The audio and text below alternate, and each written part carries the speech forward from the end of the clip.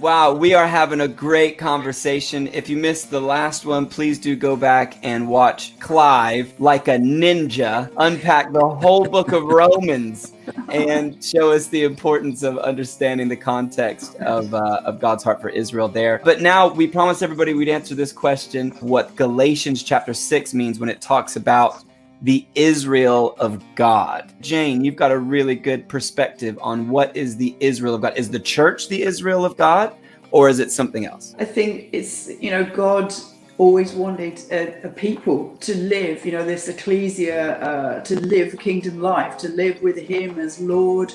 They're living out the calling on their lives to live for him and honor him and all their ways and worship him. Relating to the Galatians 6:16 verse, and I'm reading from the Amplified because different versions say it in different ways. And so I trust the Amplified. And Paul, throughout the New Testament, when he talks about Israel, he's talking about Israel, the people. And Galatians 6:16 here says, "Peace and mercy upon all who walk by this rule, who discipline themselves and regulate their lives by this principle." And basically he's talking about people of God who walk with Jesus as Lord, and that he says in there that it's not circumcision or uncircumcision that saves you, it's your relationship with Jesus Christ. So blessed are everybody who walks this way with him as Lord. And it says, and even upon the true Israel of God. And that they're separate there.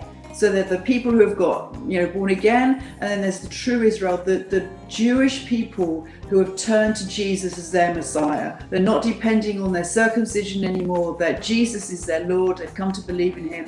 He's their Messiah. Paul is very clear there, they're two separate things. That is the true Israel of God. The Israelites who have been fulfilled or come into their completion, or however you might want to term it, it's very clear there, they're true Israel of God, and that we have been grafted into. It's why it's so important with reading Romans to see it that way round. We've come into being this ecclesia, this people of God, this kingdom of priests now. Brilliant. I think the kind of rudder that steers the ship in the Amplified translation there is that it says even the true. There are some quote unquote translations, which you could also call other things, paraphrase, but they tend to say and. But every other time that one word is translated in the scripture, it's even, it's not and. And that's a really important word. Thanks so much for that, Jane. So hope you guys enjoyed that explanation of what the true Israel of God really is. Really helpful. Thank you, Jane, for that.